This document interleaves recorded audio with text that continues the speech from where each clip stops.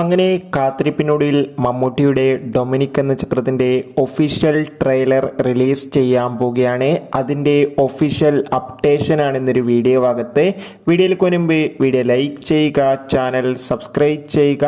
ജനുവരി മാസം ഇനിയും ധാരാളം ചിത്രങ്ങൾ OTT റിലീസ് ചെയ്യുന്നുണ്ട്. ചാനൽ ഭാഗം പരിശോധിച്ചാൽ നിങ്ങൾക്ക് കാണാൻ വേണ്ടി സാധിക്കുന്നതായിരിക്കും.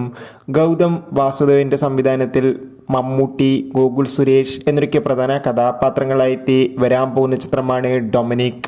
എല്ലാ സിനിമാ പ്രേമികളും ഒരേപോലെയാണ് ഡൊമിനിക് എന്ന ചിത്രത്തിൻ്റെ ഓരോ അപ്ഡേഷനും അറിയാൻ വേണ്ടി കാത്തിരിക്കുന്നത്. ചിത്രത്തിൻ്റെ ഒഫീഷ്യൽ ടീസറിനൊക്കെ മികച്ചൊരു അഭിപ്രായം തന്നെ സ്വന്തമാക്കാൻ വേണ്ടി സാധിച്ചിട്ടുണ്ടായിരുന്നു.